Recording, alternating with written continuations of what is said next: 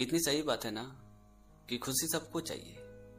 खुशी की तलाश हम यहाँ वहाँ करते हैं, पर सच तो ये कि हमारी खुशी दूसरे की खुशी में होती है। आइए इसे एक कहानी के तौर पे समझते हैं। एक बार एक शिष्य ने गुरुजी से पूछा कि गुरुजी, खुशी आसानी से कैसे पाई जा सकती है। ये बात सुनते गुरुजी ने मुस्कुराते हुए कहा कि मैं तुम्हारे सवाल का जवाब कल दूंगा। और अगले दिन गुरुजी ने सभी शिष्यों को एक साथ बुलाया और कहा कि मैंने एक प्रतियोगिता रखी है। तुम्हारे बाईं तरफ के कमरे में बहुत सारे पतंग रखे हुए हैं। उन सभी पतंगों में आप सभी का नाम लिखा हुआ है। आप अपने अपने नाम का पतंग उठा के उसे उड़ाना है। गुरुजी की ये बात सुनते सारे शिष्य उस कमरे की ओर दौड़े दौड़े गए और पतंग उठाने के चक्कर में अफरा तफरी करने लगे, छीना झपटी होने लगे और देखते देखते सारे पतंग फट गए। किसी के हाथ में कुछ भी नहीं लगा, जिस वजह से सारे शिष्य बहुत ही दुखी हो गए, निराश हो गए। यानी प्रतियोगिता शुरू होने से पहले ही खत्म हो चुकी थी। उसके बाद गुरुजी ने कहा कि कोई बात नहीं, अब आप लोग के सामने दाईं तरफ पे एक कमरा है। उस कमरे में भी बहुत सारे पतंग रखे हुए हैं। उन पतंगों में भी आप सभी का नाम लिखा हुआ है, लेकिन इस बार आप लोग अपने नाम का नहीं बल्कि किसी के भी नाम का पतंग उठा के उड़ा सकते हो। उसके बाद सभी शिष्य दौड़े दौड़े उस कमरे में गए और एक एक पतंग उठा के हवा में उड़ाने लगे। जब सभी शिष्य पतंग उड़ा रहे थे तो सभी शिष्य बहुत ही खुश थे। तभी गुरुजी ने अपने शिष्य से कहा कि यही है तुम्हारे सवाल का जवाब, कि अगर हमें आसानी से खुशी हासिल करना है तो वो खुशी हमें दूसरों में तलाश करनी पड़ेगी। ये कहानी एक बेवकूफ इंजीनियर की। गंगा के किनारे एक पंडित जी एक आदमी को पिंड दान करा रहे थे।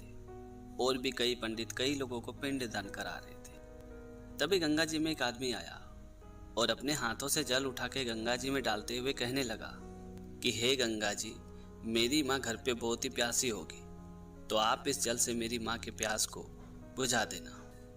ये बात जब एक पंडित जी ने सुना तो पंडित जी ने उस आदमी से कहा कि आप कैसे बेवकूफ़ों वाली बात कर रहे हैं। आपके यहाँ जलदान करने से उतनी दूर आपकी माता की प्यास कैसे बुझ सकती है। तभी उस आदमी ने जोर देते हुए पंडित जी से कहा कि अगर आपके यहाँ पिंड दान करने से दूर स्वर्ग लोक में आत्माओं की भूख प्यास मिट सकती है, तो भला मेरी माँ की प्यास क्यों नहीं मिट सकती है। पंडित जी और उस आदमी की बहस सुन के वहीं बैठा एक इंजीनियर जोश जोश से हंसने लगा और कहने लगा कि सब के सब पाखंडी है। ये सब पिंडदान से कुछ नहीं होता है, किसी की भी भूख प्यास नहीं मिटती है। ये तो बस लोगों को ठग के पैसे कमाने का तरीका है। उस इंजीनियर की बात सुन के पंडित जी को बहुत ही गुस्सा आ गया।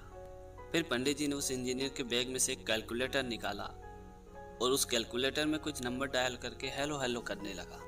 फिर थोड़ी देर बाद पंडित जी ने उस इंजीनियर से कहा कि आपके इस कैलकुलेटर से तो मेरी बात ही नहीं हो रही है, कुछ खराबी तो नहीं है इसमें। पंडित जी की ये बात सुन के वो इंजीनियर और जोर जोर से हंसने लगा और कहने लगा कि पंडित जी, क्या आप भी बेवकूफ़ों वाली बात कर रहे हैं। ये कैलकुलेटर हिसाब करने के लिए है, मोबाइल पर बात करने के लिए नहीं। कैलकुलेटर का काम अलग है और मोबाइल का काम अलग, दोनों की मशीनें अलग अलग कामों के लिए बनाया गया है। तो भला कैलकुलेटर से मोबाइल पर बात कैसे हो सकती है।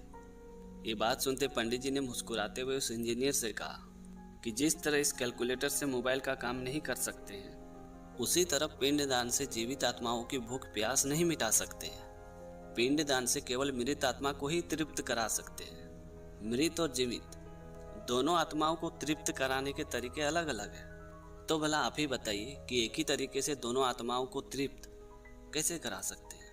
पंडित जी की ये बात सुनकर उस इंजीनियर की आंखें शर्म से नीचे झुक गई, क्योंकि उसे समझ में आ चुका था कि पंडित जी सही कह रहे हैं। तो दोस्तों, छोटी सी कहानी में ये सिखाती कि हर काम के अलग अलग तौर तरीके होते हैं। अगर आप हर काम के लिए एक ही तौर तरीका लागू करना चाहते हैं तो यकीन मानिए आपसे बड़ा बेवकूफ़ और इस दुनिया में कोई हो ही नहीं सकता।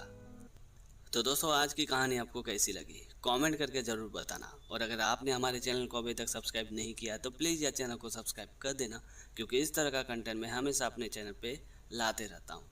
तो मिलते हैं अगली वीडियो में एक नई टॉपिक के साथ, एक नई कहानी के साथ। तब तक के लिए जय हिंद, वंदे मातरम।